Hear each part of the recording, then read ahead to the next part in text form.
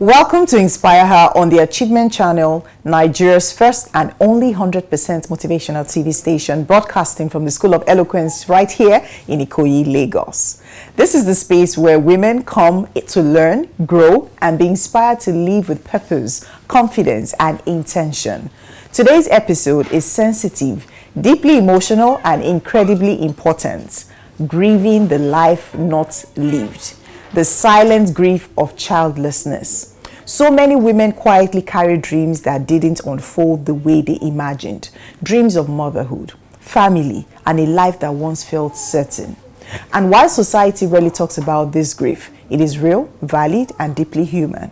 Today, we are creating a safe and compassionate space to explore the emotions that come with childlessness, how to feel without guilt or shame, how society links womanhood to motherhood, where women can find purpose, identity, and legacy beyond children, and what it means to fully embrace your story without comparison, without judgment, and without apology.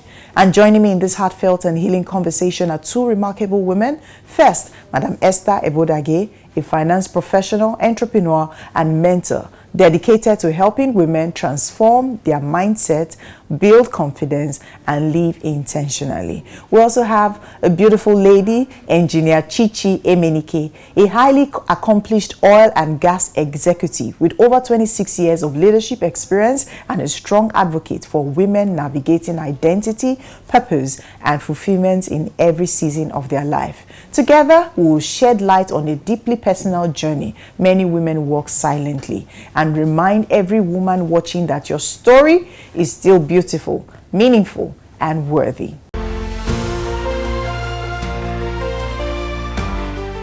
All right, so welcome to Inspire Her, and today we are talking about grieving, but not grieving in the way you know it, but grieving the life you never lived, grieving the life that you imagined but never happened. And to do that conversation with me today is the beautiful engineer Chichi, and also my co-host, Madam Esther. Good to have you, ladies. Thank you. And engineer Chichi is looking all white, or is it white or cream? The mix. Good to have you, madam. Good. All right. So let's start from the very beginning. Have you lived a life, or have you ever imagined a life but never lived it? Tough question. I don't know. So imagination, I think maybe when I was trying to get here, there was something I saw on the billboard in phase 1 that even got me thinking. I'm maybe thinking about it now in retrospect and aligning it, trying to juxtapose it with what you've just said. They said, if you're not asleep, the first step is to pretend to start sleeping, then you will start sleeping. Okay? And then it says that it's the way that some people get into greatness. So I'm just trying to think about it vis-a-vis, yes, what you said, about someone. The question is, have you ever lived a life that you were imagining, yes, but you never lived really got into? So the way life is, and like we say in local balance, this life, balance. Life no balance. Not balance. Right. All fingers are not equal. Because if you look at the way life is, there are people sometimes you wish you are in their shoes. And honestly, truly, I think I was thinking about this in the car as I was coming because of that board. Because there are some people sometimes we look at them like they're rich. And we think we're wishing their lives. But trust me, when you get very close to them, you also do find that there are things they already, we think they're successful and all that, but there are things they also wish they have that we on the other side have. Okay, so really, the same way we also look at the fingers and we say all the fingers are not equal. So the way life is, at every point in time, I guess maybe this is where the discussion, as we talk more, we head for, which is you have to create your own sense of fulfillment as a person. You have to get to where you define satisfaction as a person, because if not, you will continue to set targets that will forever keep you unhappy. All right, you need to, as life progresses, yeah, it's good to set some certain goals, but at some point, where do you say, even give yourself a handshake? I've done well. And that is where you begin to look at contentment. That is where you begin to look at not even, running yourself so much alongside it. A lot of people unconsciously tend to always want to compare themselves to what they think their peers are doing now, or how come maybe I'm a failure, I haven't done this much. Society, trust me, social media. yes, there's a whole lot that is out there. So you have to consciously be grateful for so many things to God. You don't even understand why you are in this position today, and trust me, God has each and every one of us as masterpieces, and each one has a particular destiny he's set out to live. Whilst you may not be, for lack of a better word, you might not be particularly doing well in your own, by your own definition. But if you do check it in life, that the mere fact you are alive is something to be grateful to God for. Yes, a gift. I know several who have done better by our own, standards. They've gone. They're not even here. Some of them work so hard for some things. They're not even here to even enjoy them. So please, I wake up every day and I tell God I'm grateful that I can even get up, jump up from the bed. There are people who are bedridden. They have it all, but it's not happening. So you need to constantly be your own psychologist. Talk to yourself. And realign your values, realign your thinking, and just keep your mindset happy. If not, you find yourself every day finding one reason or the other to say I'm not doing well, I feel bad, I'm depressed, life is not going the way I wanted, how I set out. So let me just leave it like this. Okay. Madam can help us too. And Esther, she said a lot, but let's now take it to childlessness. When it comes to childlessness, because I know she has said so many things, brought the spiritual aspect of it, but when it comes to childlessness, I don't know if it's just for individuals alone or just society, the demand that society places on women, right? Or these women actually putting pressure on themselves. Like we're talking about it earlier on, talking about social media, the things that we see online, or maybe somebody celebrating their child's birthday and you're like, oh, I've not even gotten pregnant and this person is celebrating a child's milestone or birthday party or something. How can these women actually free themselves of guilt or shamelessness? You see, today's topic is very sensitive and deeply emotional. Yeah. It's a topic I rarely talk about, but today I find myself in a space where I need to. You see, there are things in life that I have desired that I didn't get, and I know how that felt. That sense of longing,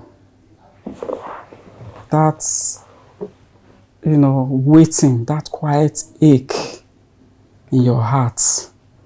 So, as a mother, oftentimes, I think of women whose hands are still waiting to hold their children.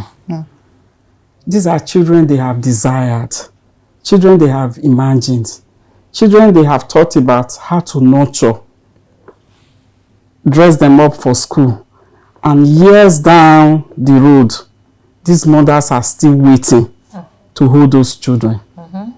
Sometimes other women, they give birth and they rejoice with them. They celebrate them. Sometimes these other women, their children's birthdays are being celebrated. They show up.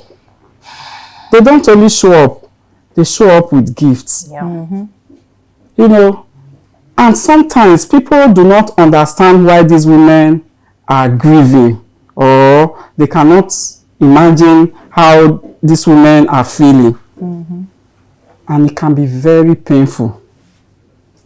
You see, I want to say this with love and deep respect, especially for women out there who are watching this program. If you do not have any kind word or words to say to these women, please keep quiet. I say this because sometimes silence when filled with empathy, is the greatest kindness that you can offer. That's all I will say. Do you have anything to add to that? Well, I mean, she has said succinctly some very key lines that are very important, because like she said, it's a deeply emotional topic, and it is a situation that we see around ourselves daily. So I have this kind of situation in my family, okay, both sides, okay, and I think the landing line she uses, where I also want to hinge what I may want to add, which is, if you don't have anything to say to those people, please just, for all goodness sake, shut up. I'm sorry, I'm going to be blunt like that. Just shut up, because you don't even know half of what they're going through. You don't know what the issues are. And let me tell you one thing, we live in a very funny society. It is always assumed that this problem is because of the women. Let me bring it to some notice to some of the women out there. Do you know that in some good cases, it is actually even sometimes the fault of the men? Yes, medically, it's been proven in some cases that the men do have issues, okay? But, because of the kind of society we're in, the women don't come out and talk. They're just the ones that tend to carry the title. And unfortunately, it's our society once again. And what Madam was saying is, simply put, whether you're in a family, whether you're in the office, whether it's a group, school group, WhatsApp group, whatever, be kind to those people. There are different ways that, this thing from my own personal experience, that we've tried to deal with some of this. So I do have someone who went ahead to do adoption quietly, and we all encouraged her. Today, this was far back when it wasn't that popular. Today, those children are over the 20s. Yes. And they're known to be her children. Yeah. Okay? And we know them as my children know them as cousins. Okay? There are still other people who were not quite brave on the subject and have remained so till date. We have also continued to encourage them. We have continued to even push my own children towards them. You go to them, they can teach you, your aunties can teach you, you can learn. And in summary, what Madam has said is, we need to be conscious, because people talk anyhow, unfortunately. From the side of the country where I come from, it's a very serious thing, unfortunately, yes. Everywhere. Yes, everywhere. But I know our side is quite heightened. And it's unfortunate that some of us who are maybe enlightened, let me use that, we try our best to make sure that whatever we are discussing, we keep that away. Okay, I was very lucky. I always praise my late mother-in-law. My mother-in-law exuded nothing but love, including to the daughter-in-laws that didn't have children. Okay, so it was never a topic for us at home, and that is how she encouraged everybody across board. And that is also what I'm trying to even institute, even in my own home, to my own children. There's so many other things that we need to even start looking at women for. It's not, you don't just, do this because the woman has a child or not. You have mothers that have children that are terrible women. Please, I don't even want to deal with them. Oh, yes. I can imagine. Yeah. But I like the fact that you mentioned being enlightened, because the truth is not everyone is enlightened. So when it comes to those who are not so enlightened, like us sitting down here, how then do we then change the belief that a woman's purpose is tied to being a mother? Well, it's an old rhetoric that we have to consciously start detangling from the sides, okay, which is, you talk in the spaces where you have the opportunity to talk. That is it. You can't be where people are giving silent body language and silent signals to these people, and you keep quiet. Speak up where you have to. And sometimes, if you have to do it discreetly, that's also possible, where you maybe take the person out and say, hey sis, you need to take it easy with this person, okay, she's going through a lot. I found out that even women that are even sometimes going through the process where they're doing all the IVF thing, and that is also a very toiling process. Many of them, you find out when they're doing those treatments, their state of mind mentally, they need serious encouragement. So if you are by chance in their space, whether you are their boss or your peers in the office or whatever where you are, or you somehow you know, sometimes you don't know.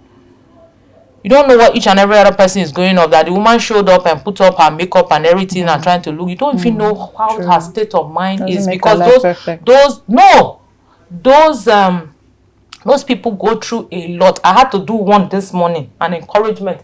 She was just going into the theater for what she called egg retrieval. And she just said, sis, this. I said, don't worry, I'm praying for you. Don't worry, make it.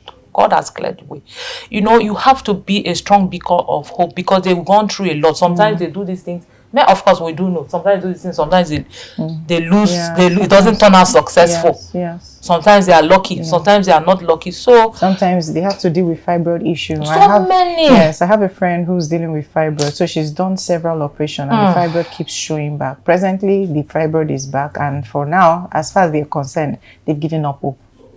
It's a tough one. So I mean, like my last thing would be, like you said, wherever you find yourself, rather be a source of encouragement to whoever it is. That one word you have said can push her mind, take her mind. If it's a gift, if it's someone that you can afford to do a small, I don't know if I would say holiday, or you can just take her to the spa, whatever it is, just to help her get out of that. It all helps. It all helps. You see, society judges women by the cries of the babies in their arms. Unfortunately. It's so unfortunate. A woman's worth is not measured by what she gives birth to. Exactly, yes, ma'am. It's the light you bring to the world. Yeah.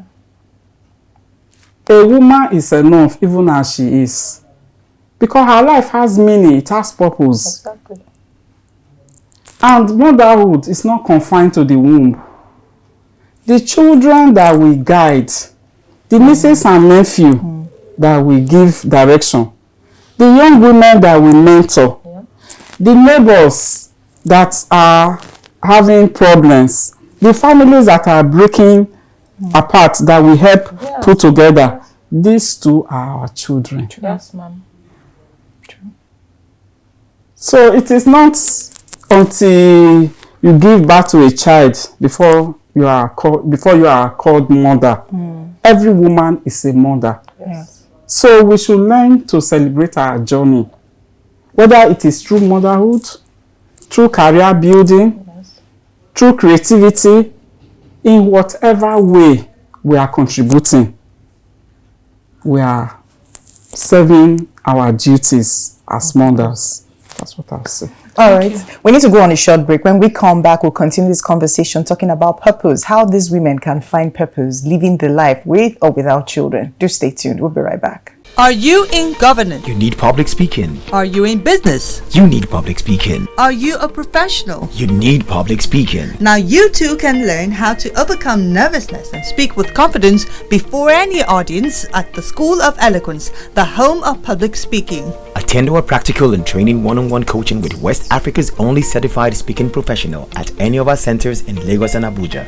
To register, call 0802 3032 066 or 0706 1606 078, or log on to our website schoolofeloquence.org. School of Eloquence, teaching the world to speak.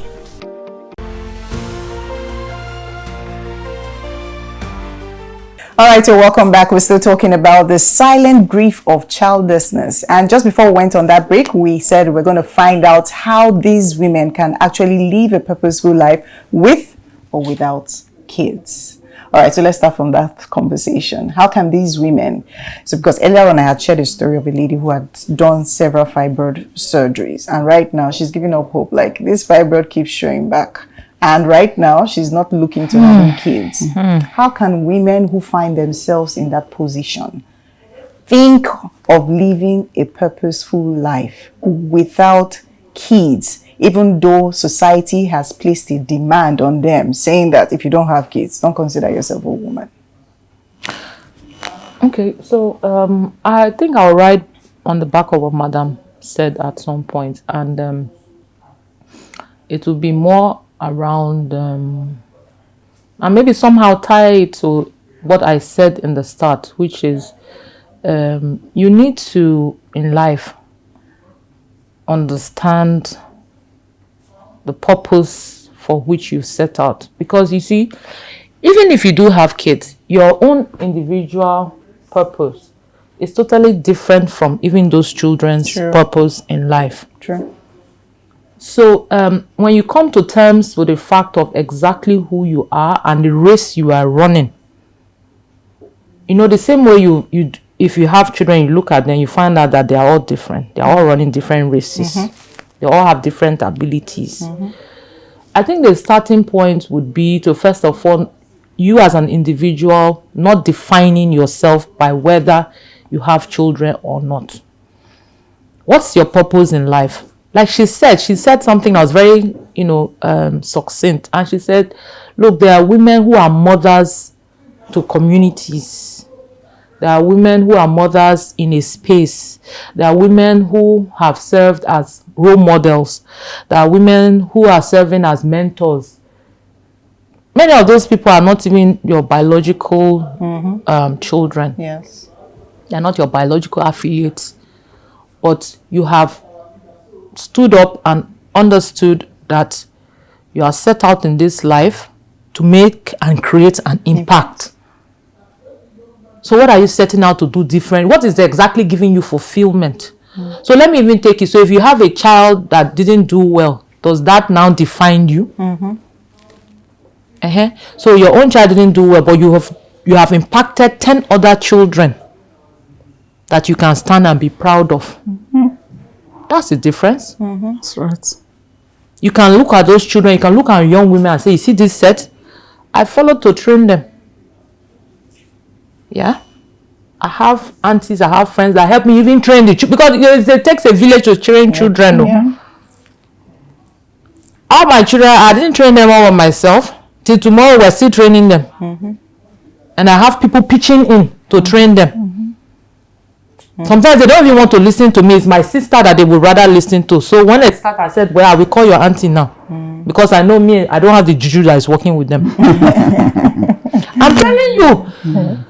So when you come to terms with the fact that you are here in life, because you see, if all of us define our purposes here, we'll have less issues in life, trust me. It's just some people are just moving around haphazardly, not even understanding this game of life. We are all here to impact. If we are being deliberate about it, we will see some certain changes. Yeah? What are we here for? How are we deliberately creating value? How are we changing those that are in our small spheres, in our small circle, in the office, in the small groups that we're in? That is where it's hinged. And please, and I do beg to make this point as it relates to, some of us unconsciously placing value on things in life that are not the real thing. Unfortunately, that is what some people think defines whether you are making impact or not. No. So now it's all, you mentioned social media. So if it's not the social media pressure with what money is creating as perceived, impact, that's not what we're talking about. So coming back to your question, look, every person in their space needs to define what you are doing, who you've dealt with, who you can beat your hand on the chest and say, this is what we've done. This is what I've created. This is what I've been a part of. This is what we have upheld. This is the kind of value we've put on table. This is where I've pitched in my own. And not, like I said, it doesn't have to be any biological affiliate of yours, because life is far beyond what you think is yours. Yes, it's far beyond what you think is yours. Life is about to create a community that you've created and you are looking after. And you see, the way God has even built us as women, we are multitaskers. We are nurturers by nature.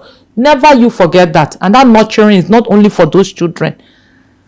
Yeah, it's everybody. It's a community. It's everywhere you pass, anywhere you impact, and people look at you. When they look at you, young girls today, if they look up to you, what do they see? Whether they are near you or not. Like sometimes I tell them that, you see, the stewardship I hold I'm very deliberate about it. There are things I should have done faster. I chose not to. Because there are certain values. I'm building a brand that is beyond me. Today everybody says in the industry, say Madam Chichi, Madam Chichi. That Madam Chichi has done many years before I arrived there. And still I consider myself work in progress. So I'm consciously still trying to stay within the ambit of that discipline that I've created. Because I know that there are people that are looking up, like I'm holding trust. And it's beyond my own children.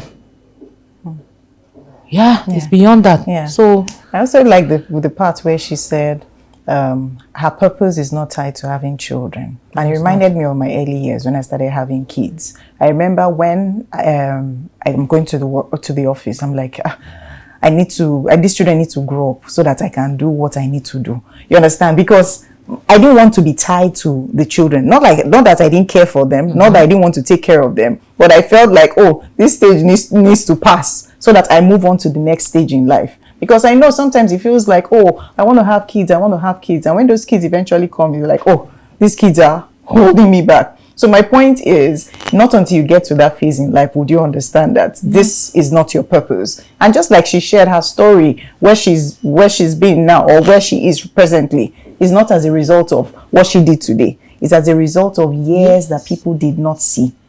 So not until they are able to define their purpose will they know what they truly stand for. Madam Esther, how can these women how do we celebrate their journey in terms of friendship, in terms of communities? How can these women be celebrated?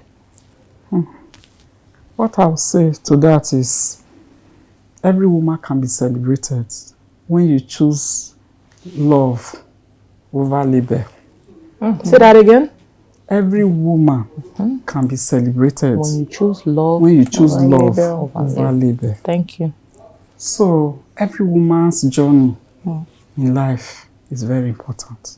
Whether it is through career building, whether it is through creativity, whatever it is, your journey is as important as the other woman's journey. Exactly. So it is not only until you give birth to children that you have fulfilled purpose. Every woman is enough and every woman is whole. So it is important that we understand that, because we are all fulfilling one purpose or the other. So whatever it is that your journey is, you are doing something very important. Own it. Own it, celebrate it. Yes, ma'am. Because that is what makes every woman bring us all together. Yes. So we should stop this idea of looking at women through the lens of what they give birth to. Exactly. Yeah. We should stop it. Yes. You know, I say this because when my daughter got married, 6 months after the marriage, I was surprised when somebody saw me. The first question she would ask me, "How is your daughter?" I said, "She's fine." He said, "How far?" I said, "How far with what?" Look at that. She did like this. I said, "What do you mean?" Yes. You returned it to her. What do you She said, "Is she pregnant?" Look at that. Wow. You know, the response, I gave her a quiet, polite, and firm response. Yes. I'm very sure that she would never Ask any other one. ask any other woman such a question. Very good. So that goes to show how society polices women's timeline in terms of bearing Even the children. women. correct Even wife. the women. Yes. Yes. So every woman's journey is very important. So we all must be celebrated. We are enough. We are whole, just as we are, exactly as we are. And I want to say that I have seen children who are not biological children take care of parents who raised them even more than their own biological children. Yes, true. So every woman should try and celebrate her life. Every woman should try and live her life, and not women being a mother or womanhood should never be confined to the womb. So that's what I'll say. Thank you. When you talked about embracing their story, just reminded me of a former colleague, Emenike. She used to be a radio presenter. And some people will see her or probably saw her back there and feel sorry for her. But Emenike does not want to be pitied. Cancer stole one of her legs. But till date, I know her. You know her. Oh, yeah. She's celebrated. She's now the GM She's of Lasoda. Yes. Yeah, GM she of works in the Lasoda. Lagos State Yes. government now. Yeah. When she comes out now to speak about her story or goes to different places for presentation, people only see the glory right now. But nobody looks I read back. her book. She wrote a book. Yes. I read the book. Yes. So my point is, look at such women and be inspired and be encouraged so that you can also be a part and tell your own story. So as we begin to wrap things up, what would you say to that woman who is in that dark space, dark hole right now, and she's thinking of how do I come out from this pit?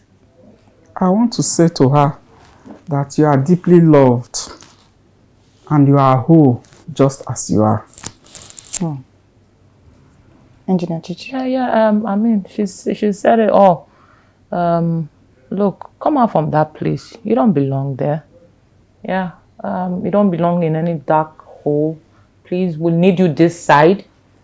There's so much you have to give that is beyond, just having children. There's so much you have to impact.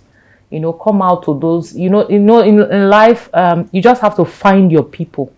There are people who will not do things because it's you. There are people that will do things because it's you. Just find your people. So find your people.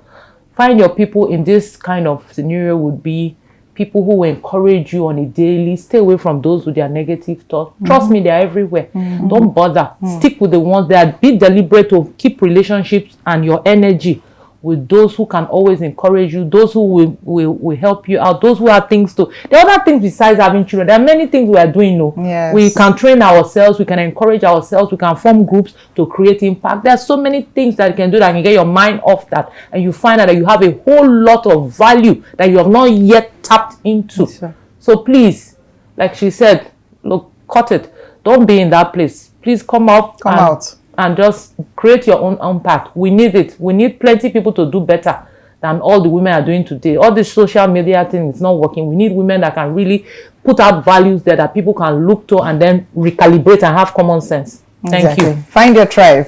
What an honest, tender, and profoundly healing conversation this has been. Grieving the life you imagined, especially one that included children, is not weakness. It is courage. It is truth. It is part of embracing your humanity.